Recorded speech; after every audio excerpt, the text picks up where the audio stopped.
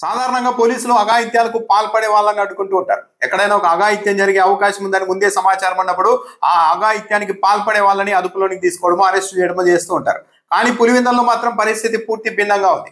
ఎవరైతే తెలుగుదేశం పార్టీ వాళ్ళు గ్రామాల్లో ప్రజాస్వామ్యంపై, ఎన్నికల వ్యవస్థపై అఘాయిత్యానికి పాల్పడేందుకు మాటు వేశారో వారికి రక్షణ కల్పించేలాగా ఆ అఘాయిత్యాలకు పాల్పడే వాళ్ళని ఎవరైతే అడ్డుకుంటారో వాళ్ళనే అరెస్టు చేసేశారు. పులివెందులలో ఇది పరిస్థితి. ఎంపీ అవినాష్ రెడ్డిని తెల్లవారుజామునే పోలీసులంతా చుట్టుముట్టి ఆయన ఇంటిని అరెస్ట్ చేసి తీసుకెళ్లిపోయారు. ఆయన మీద ఎలాంటి కేసు ఉందా ఏంటి అనేది కూడా నోటీసులు కూడా ఇవ్వకుండా తీసుకెళ్లిపోయారు. కాసేపు ఆగండి అని చెప్పినా కూడా ఆయన వినలేదు. ఆయన గదిలోని ఫర్నిచర్ని కూడా పోలీసులు ధ్వంసం చేసి మరి లాక్కెళ్ళిపోయారు, ఈడ్చుకెళ్ళిపోయారు. అవినాష్ రెడ్డిని, సతీష్ రెడ్డిని హౌస్ అరెస్ట్ చేశారు. రామసుబ్బారెడ్డిని కూడా హౌస్ అరెస్ట్ చేశారు. సాధారణంగా అధికారంలో ఉన్న వాళ్ళు దౌర్జన్యాలకు పాల్పడతారు. మొత్తం అక్కడ సినారియో గమనిస్తూ ఉంటే తెలుగుదేశం పార్టీ అన్నిటికీ తెగించి నాయకులు బూతులు క్యాప్చర్ చేయాలి, రిగ్గింగ్ చేయాలి, దాడులు చేయాలి అన్న ఉద్దేశంతో ఉన్నారనేది క్లియర్గా అర్థమవుతుంది. వాళ్ళని అడ్డుకోవాల్సిన పోలీసులు వాళ్ళకు మాత్రం సహకరిస్తూ తెలుగుదేశం పార్టీ వాళ్ళు గ్రామాల మీద పడి, ఎన్నికల పోలింగ్ బూతుల మీద పడి రిగ్గింగ్ చేసుకొని ప్రజాస్వామ్యాన్ని అఘాయిత్యం చేయడానికి స్వేచ్ఛగా వాళ్ళకి ఎలాంటి ఇబ్బందులు లేకుండా ఒక సానుకూలమైన వాతావరణం, ఒక అఘాయిత్యానికి పాల్పడడానికి కూడా ఒక సానుకూలమైన వాతావరణాన్ని దగ్గరుండి పోలీసులే సృష్టించారు. దానికి అడ్డుపడతారు అని అనుకున్న వైఎస్ఆర్ కాంగ్రెస్ పార్టీ వాళ్ళను అరెస్ట్ చేసి తీసుకెళ్లిపోయారు. ఇది వందల మంది పోలీసులు మేము మోహరించాం అని ఉన్నతాధికారులు చెప్పినప్పటికీ కూడా వాళ్ళంతా అక్కడ ప్రజాస్వామ్యాన్ని కాపాడడానికి, ఎన్నికలు సజావుగా జరగడానికి, అక్కడికి వచ్చే ఓటర్లకు రక్షణగా కాదు, తెలుగుదేశం పార్టీ వాళ్ళు అఘాయిత్యాలకు పాల్పడుతూ ఉంటే ఎవరైనా అడ్డుకుంటారేమో వాళ్ళని తరిమి కొట్టేందుకే పోలీసులు అక్కడ ఉన్నారు అన్నది కూడా ఇప్పుడు వైఎస్ఆర్ కాంగ్రెస్ పార్టీ చేస్తున్న ప్రధాన ఆరోపణ. దాదాపు 2000 మంది బయటి వ్యక్తులు ఆ మండల పరిధిలో ఉన్నారని వైసీపీ వాళ్ళు చెప్తున్నారు. 2000 మంది ఉన్నారా లేదా అన్నది అయితే భారీగా అయితే బయట వ్యక్తులు వచ్చేసారు అన్నది చాలా క్లియర్గానే అర్థమవుతుంది. నల్లగొండవారి పల్లెలో 100 మంది రోడ్ల మీద కర్రలు తీసుకొని మరీ తిరుగుతూ ఉన్నారు. ఎవరే కానీ అటువైపు రావడానికి వీల్లేదని విజువల్స్ కూడా బయటకు వచ్చాయి. కానీ పోలీసులు ఏం చేస్తున్నారు? మరి 500 మంది పోలీసులు ఉంటే మరి అంత యథేచ్ఛగా వాళ్ళు ఎలా తిరగగలుగుతున్నారు? రాత్రి నుంచి పోలింగ్ బూత్కి దగ్గరలోనే ఒక టెంట్ వేసుకొని మరి బయట వ్యక్తులు వచ్చి 100 మంది అక్కడే భోజనాలు చేస్తూ తింటూ ఉన్నారు.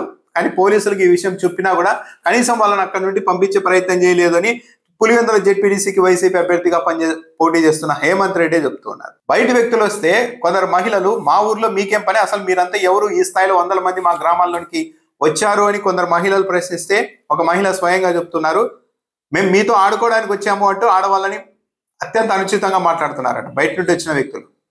మా గ్రామంలో మీకేం పని ఈ రోజు అని చెప్తే మీతో ఆడుకోవడానికి వచ్చామని చెప్పి మహిళలతో బయట నుండి వచ్చిన వ్యక్తులు చెప్తున్నారంటే ఇంకేమన్నా అని పోలీసులు మాత్రం ఎక్కడ అడ్డుకుంటున్న పరిస్థితులు కనిపించలేదు. పోలింగ్ బూతులకు సమీపంలోనే తెలుగుదేశం పార్టీ కార్యకర్తలు మాట వేసి మరి అటువైపు ఎవరైనా ఓట్లు వేయడానికి వస్తూ ఉంటే ఇప్పుడే కాదు మీరు మధ్యాహ్నం తర్వాత రావాలి, ఇప్పుడు ఇంకా పోలింగ్ బూత్ రెడీ కాలేదు, సీసీ కెమెరాలు పనిచేయలేదంట, అవన్నీ రెడీ చేసుకుంటున్నారు, మీరు ఇప్పుడు రాదండి వెళ్ళిపోండి అంటూ పంపిస్తూ ఉన్నారని కూడా ఓటర్లు స్వయంగా చెప్తూ ఉన్నారు. వైసీపీ ఏజెంట్లను కూడా పోలింగ్ బూతుల్లోనికి అనుమతించడం లేదు. దారి మధ్యలోనే అడ్డుకొని వాళ్ళ కాగితాలని చించేసి మరీ పంపిస్తూ ఉన్నారు. అవినాష్ రెడ్డి బయట ఉంటే ఇవన్నీ మానిటర్ చేస్తారన్న ఉద్దేశంతో ఆయన్ని డైరెక్ట్ గా అరెస్ట్ చేశారు.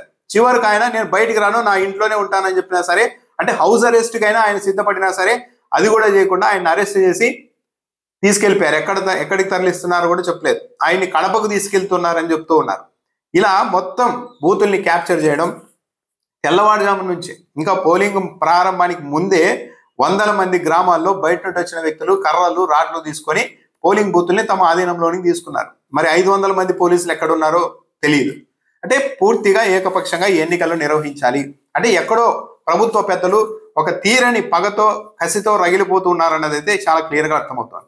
లేకుంటే ఇంత దారుణంగా ఇంత పట్టపగలు ఇన్ని రోజుల పాటు ఇలా ఒక మండల పరిధిలో, అది కూడా ఒక మండలం జెడ్పీటీసీ ఎన్నిక కోసం ఈ స్థాయిలో అఘాయిత్యాలకు పాల్పడితే, దౌర్జన్యాలకు పాల్పడితే రాష్ట్రం మొత్తం మనల్ని ఏమనుకుంటారో అనేది కూడా ఆలోచించలేని స్థాయిలో తెలుగుదేశం పార్టీ నాయకులు ఉన్నారు. అంటే వాళ్ళు ఒక తీరని పగతో రగిలిపోతూ ఉన్నారు. ఆ పగను తీర్చుకోవడానికి ఇలా 100 మంది పోలీసుల్ని ఇష్టానుసారం వాడుతూ ఉన్నారు.